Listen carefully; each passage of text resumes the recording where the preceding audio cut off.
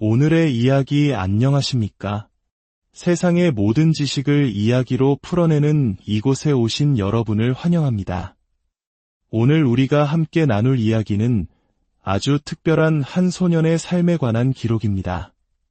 본격적인 이야기에 앞서 잠시 여러분의 손길을 부탁드립니다. 지금 보고 계신 이 영상의 좋아요와 구독 버튼을 눌러주시는 것은 단순히 숫자를 늘리는 행위를 넘어 이처럼 귀한 이야기를 더 많은 이들에게 전하는 선교의 여정에 동참하는 것과 같습니다. 이 빛을 나누는 모든 분들의 삶에 하느님의 크신 축복이 함께하기를 기도합니다.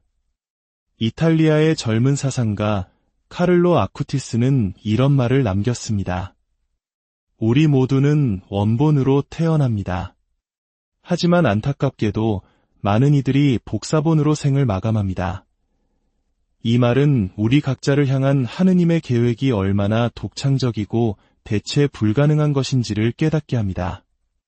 우리의 지문을 생각해 보십시오. 세상에 똑같은 지문은 단 하나도 존재하지 않습니다. 이는 주님께서 우리 한 사람을 위해 아주 특별하고 고유한 계획을 마련해 두셨다는 증거입니다. 물론 그 가능성을 실현하는 것은 우리에게 주어진 자유의지에 달려 있습니다. 오늘날 우리는 스마트폰과 수많은 스크린 속에서 성인의 삶을 상상하기 어려워합니다. 하지만 교회는 시대의 흐름에 맞춰 우리에게 새로운 성인의 모델을 제시합니다. 프란치스코 교황님께서 오늘날의 젊은이들에게 특별히 제시한 모델, 그가 바로 오늘 이야기의 주인공 카를로 아쿠티스입니다. 교회는 카를로를 인터넷과 소셜미디어를 올바르게 사용하는 방법을 보여준 모범으로 제시합니다. 그는 페이스북이나 왓츠앱과 같은 디지털 도구들을 하느님의 나라를 전파하는 선한 목적을 위해 사용할 줄 알았던 진정한 디지털 시대의 사도였습니다. 카를로는 지극히 평범한 성인이었습니다. 그는 테레사 수녀님의 우리는 위대한 일을 할 수 없습니다. 다만 위대한 사랑으로 작은 일들을 할 수 있을 뿐입니다. 라는 말을 삶으로 실천한 소년이었습니다. 1991년에 태어난 카를로의 삶은 겉보기엔 정말 평범했습니다. 유치원에 가고 초등학교와 중학교, 고등학교를 다녔습니다. 여느 아이들처럼 동네에서 자라났죠. 하지만 그는 달랐습니다. 보통의 아이들이 학교 가는 길을 지루해할 때 카를로는 그 길에서 만나는 아파트 경비원 아저씨, 이웃 사람들에게 먼저 다가가 미소를 건네고 따뜻한 눈빛을 나누는 기회로 삼았습니다. 그의 가장 가까운 친구 중 한 명은 이렇게 회상합니다. 저는 초등학교 때 카를로를 만났어요. 우리는 가장 친한 친구였죠. 방과 후면 늘 함께 영화를 보고 게임을 하며 많은 시간을 보냈습니다. 정말 막역한 사이였어요. 제가 카를로에게서 항상 감탄했던 점은 그가 매우 순수하고 다른 사람을 절대 함부로 판단하지 않는다는 것이었습니다. 그는 컴퓨터를 정말 좋아했고 특히 집에 있는 동물들을 찍어서 재미있는 영상을 만드는 것을 즐겼습니다. 저는 컴퓨터를 잘 몰랐지만 카를로가 완성된 영상을 보여주면 늘 박장대소하곤 했죠. 정말 유쾌한 친구였습니다. 또 다른 어릴 적 친구는 카를로의 정의로웠던 모습을 기억합니다. 저는 6살 여름에 아시시의 할머니 댁에서 카를로를 만났습니다. 당시 제 형은 저보다 나이가 많았는데 형제들이 흔히 그렇듯 저를 자주 괴롭혔습니다. 제가 형에게 괴롭힘을 당할 때마다 카를로는 몇 번이고 형을 집 밖으로 쫓아내곤 했습니다. 그 당시에는 그 행동의 의미를 전부 이해하지 못했지만 시간이 지나면서 깨달았습니다. 카를로는 정말 특별한 사람이었다는 것을요. 그는 제 마음속에 깊이 새겨져 지금도 여전히 살아 숨쉬는 사람입니다. 저는 매일 밤 잠자리에 들 때마다 카를로를 생각합니다. 그는 결코 잊을 수 없는 그런 사람이니까요. 카를로는 어릴 때부터 신앙에 대해 남다른 감수성을 가지고 있었습니다. 그의 친구들은 말합니다. 솔직히 저희 형제는 카를로와는 다른 환경에서 자랐습니다. 하지만 카를로는 우리를 좀 더 영적인 세계로 이끌려고 노력했어요. 아이들의 가장 큰 관심사는 노는 것이었지만 성당과 영적 문화가 가득한 아시시를 산책할 때면 카를로는 우리를 성당 안으로 데려가 구경시켜 주곤 했습니다. 카를로의 삶을 송두리째 바꾼 결정적인 순간은 그의 첫 영성체 날이었습니다. 그에게 그것은 예수님과의 진정한 만남이었습니다. 그날 이후 카를로는 부모님께 매일 미사에 갈 수 있게 해달라고 부탁했습니다. 크리스마스나 부활절에만 혹은 주일에만 가는 것이 아니라 정말 매일같이 말입니다. 그리고 그는 세상을 떠나는 날까지 그 결심을 충실히 지켰습니다. 카를로는 매일 성체성사를 통해 영적인 양식을 얻었습니다. 성체 안에 현존하시는 그리스도와의 우정은 그의 삶 전체를 풍요롭게 했습니다. 놀라운 것은 카를로의 어머니는 본래 신앙심이 깊은 분이 아니었다는 점입니다. 때로는 세속적인 관점으로 신앙을 대하기도 했습니다. 하지만 그녀는 아들의 깊은 신앙을 통해 변화되었고 훗날 아들의 도움으로 교리교사가 되었습니다. 카를로의 어머니는 이렇게 말합니다. 카를로는 제게 정말 많은 질문을 던졌습니다. 그 질문들 앞에서 저의 무지와 부족함은 너무나 컸죠. 저는 확신을 가지고 말할 수 있습니다. 카를로는 저에게 작은 구원자였습니다. 그 아이 덕분에 저의 신앙 여정이 시작되었으니까요. 카를로에게 하루의 중심은 미사에서 예수님을 만나는 것이었습니다. 우리가 여행을 갈 때면 아이가 가장 먼저 묻는 것은 가장 가까운 성당이 어디예요? 였습니다. 예수님과의 만남을 절대 놓치고 싶어 하지 않았죠. 카를로는 종종 이렇게 말했습니다. 우리는 2000년 전 예수님 곁에 살았던 사람들보다 훨씬 더 운이 좋아요. 가까운 성당에 가기만 하면 바로 우리 곁에 예루살렘이 있는 거니까요. 그에게 감실 안에 예수님께서 실제로 현존하신다는 사실은 너무나 명백했습니다. 성체성사는 천국으로 가는 나의 고속도로이다. 카를로는 사람들이 록콘서트나 축구 경기를 보기 위해 몇 시간씩 줄을 서면서도 정작 감실 앞에는 왜 줄을 서지 않는지 의아해했습니다. 그는 말했습니다. 어떻게 이럴 수가 있죠? 살아계시고 실제 하시는 예수님이 감실에 계시는데 아무도 줄을 서지 않다니요. 카를로는 굳게 믿었습니다. 태양 아래서 살을 태우는 데는 몇 시간씩 보내면서 예수님 앞에 머무르면 우리가 성인이 된다는 사실을 왜 모를까요? 그는 예수님과의 관계가 우리 영혼을 고양시키고 내면을 변화시키며 우리를 돕는다는 것을 깊이 확신했습니다. 그는 성체 조배를 할 때면 마치 감실 속으로 빨려 들어가는 것처럼 예수님의 강한 현존을 느낀다고 말하곤 했습니다. 하지만 카를로의 신앙은 결코 자기 자신 안에만 머무르지 않았습니다. 그는 외동아들이었지만 세상과 단절된 아이가 아니었습니다. 10대가 되자 카푸친 작은 형제의 형제들과 함께 밀라노의 가난한 이들을 위해 음식을 나누어주는 봉사를 시작했습니다. 보통의 12, 13살 아이들이라면 내가 가진 용돈으로 뭘 할 수 있겠어?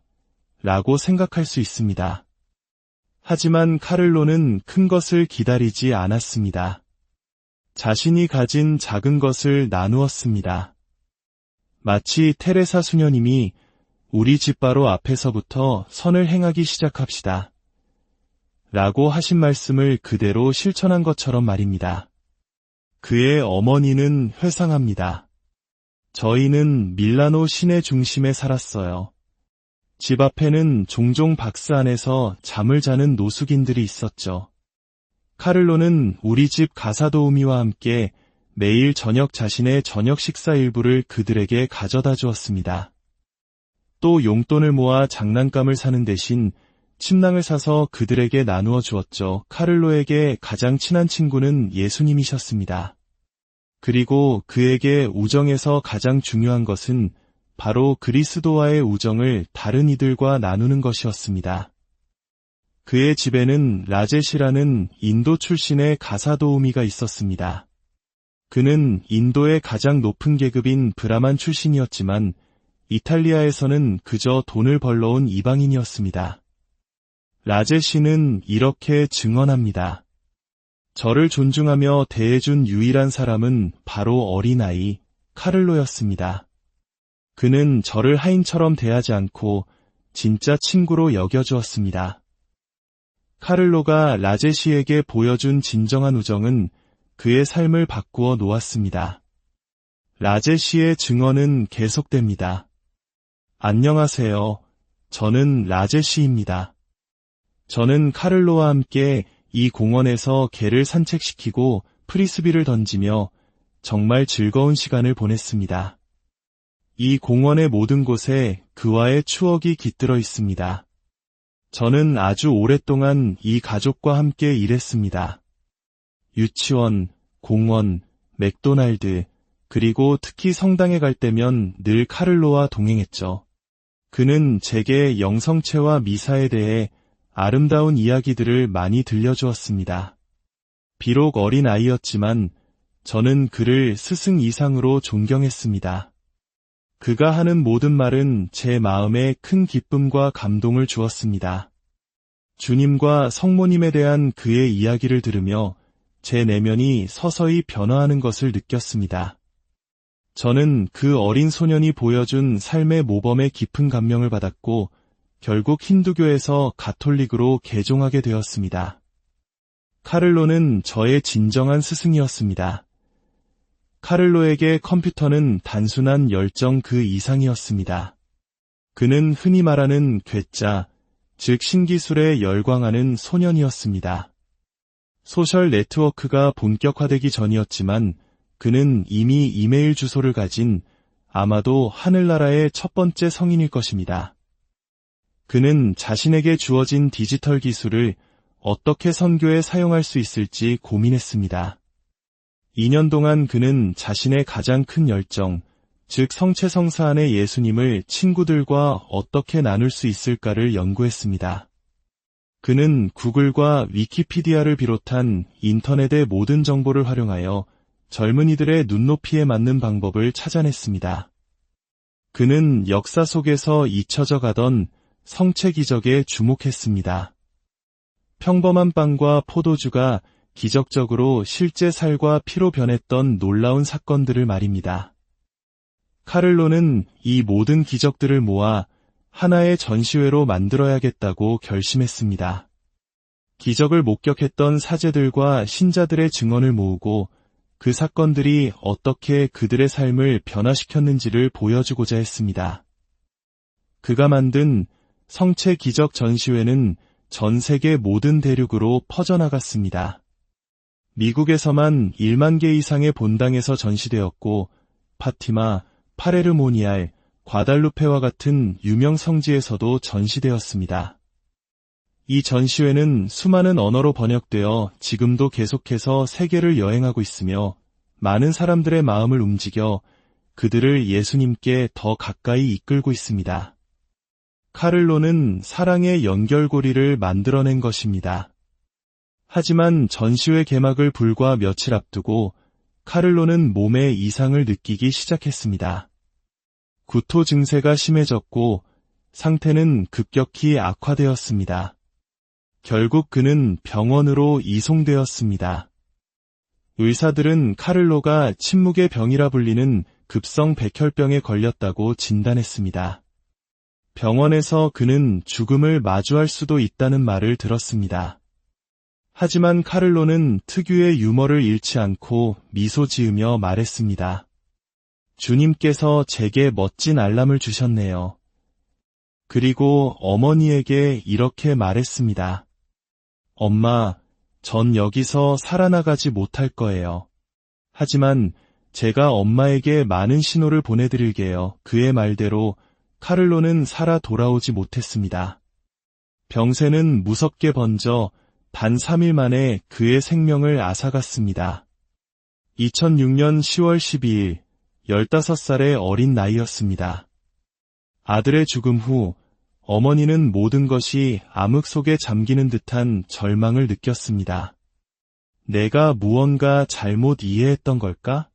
내가 착각했던 걸까? 신앙에 대한 확신마저 흔들리는 암흑의 시간이었습니다. 하지만 시간이 흐르면서 그들은 이 모든 것이 무의미한 비극이 아니라 더 큰 계획의 일부였음을 깨닫기 시작했습니다. 그 깨달음은 그들에게 깊은 평화를 가져다 주었습니다. 어머니는 말합니다. 우리는 이 모든 것 뒤에 미친 복권 추첨 같은 우연이 아니라 사랑의 계획이 있다는 것을 깨닫게 해주는 특별한 은총을 받았습니다. 그 은총이 이 갑작스러운 이별의 고통을 치유하는 데 큰 도움이 되었습니다. 카를로의 장례식 날, 성당은 가족들이 미처 알지 못했던 수많은 사람들로 가득 찼습니다. 맞은편 건물 경비원 아저씨, 다른 종교를 가진 이들, 그가 생전에 따뜻한 마음을 나누었던 모든 이들이 그의 마지막 길을 함께했습니다. 장례식은 슬픔을 넘어선 마치 축제와도 같았습니다. 카를로가 세상을 떠난 후 2011년 밀라노에서 그의 시복 절차가 시작되었습니다. 그리고 브라질에서 기적이 일어났습니다. 선천적인 췌장 기형으로 고통받던 한 아이가 카를로의 전구를 통해 치유된 것입니다. 한 본당 신부님이 카를로의 기일인 10월 12일에 그를 기리는 미사를 봉헌했습니다. 미사가 끝날 무렵 할아버지의 품에 안겨있던 아픈 아이가 기적적으로 치유되었습니다. 이 사건은 로마 교황청에 보고되었습니다. 의사들로 구성된 위원회는 2019년 11월 이 치유가 현대의학으로는 설명할 수 없는 현상이라고 만장일치로 결론 내렸습니다. 한 달 뒤 신학자위원회 역시 이 치유가 카를로 아쿠티스의 전구와 직접적인 관련이 있음을 만장일치로 인정했습니다. 카를로는 인터넷이라는 미지의 대륙을 복음화해야 할 새로운 선교사이며 디지털 시대를 살아가는 우리 모두에게 선구자입니다.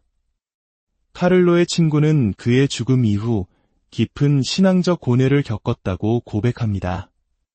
카를로의 죽음은 제게 삶의 의미에 대해 그리고 신이 정말 존재하는지에 대해 깊이 생각하게 했습니다. 나는 왜 믿는가? 이것이 정말 나의 의지인가? 아니면 누군가에게 주입된 생각을 수동적으로 따르는 것인가? 하는 회의감에 빠졌습니다. 하지만 이제 성장한 저는 카를로의 죽음과 그가 남긴 긍정적인 영향력, 그리고 오늘날에도 얼마나 많은 사람들을 돕고 있는지를 보며 한때 잃어버렸던 신앙과 하느님, 그리고 영원한 삶에 대한 믿음을 되찾게 되었습니다. 카를로는 우리에게 이렇게 말했습니다. 언제나 예수님과 하나 되어 있으세요. 이것이 제 삶의 계획입니다. 이 문장은 우리에게 삶의 본질이 무엇인지를 상기시켜줍니다.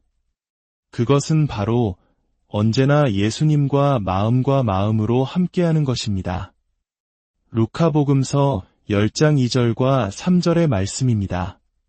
수확할 것은 많은데 일꾼은 적다. 그러니 수확할 밭의 주인님께 일꾼들을 보내 주십사고 청하여라. 가거라. 나는 이제 양들을 이리 때 가운데로 보내는 것처럼 너희를 보낸다. 카를로는 인터넷 초창기를 경험했고 신기술을 신앙의 봉사에 사용한 첫 번째 세대였습니다. 주님, 카를로를 따라 저희도 대담하고 창의적인 사람이 되게 하소서. 당신의 사랑을 전하고 복음을 전파하기 위해 저희에게 주어진 모든 도구를 사용하는 것을 두려워하지 않게 하소서. 디지털 세상은 어떻게 사용하느냐에 따라 고독과 조작의 공간이 될 수도 있지만 선을 행하고 아름다움을 드러내는 장이 될 수도 있습니다. 주님, 당신께서 세상에 전하고 싶어 하시는 그 아름다움의 도구로 저희를 사용하여 주소서. 우리 안에 있는 선한 것을 드러내는데 늘 깨어있게 하소서. 코로나 바이러스라는 전염병은 우리를 각자의 공간에 격리시켰지만 역설적으로 인터넷과 소셜 네트워크는 친교를 키우고 연대를 유지하는 놀라운 힘을 보여주었습니다. 주님, 저희가 이 길을 계속 걸어가며 시대의 징표를 식별할 줄 알게 하소서. 저희의 형제적 유대를 강화시켜 주시고 당신께서 시작하신 이 기도의 네트워크를 계속해서 엮어 나가게 하소서. 그리하여 우리 모두가 각자의 자리에서 당신께서 현존하시는 보이지 않는 수도원이 되게 하소서. 복자 카를로 아쿠티스의 이야기가 오늘 여러분의 하루에 큰 은총과 평화로 가득하기를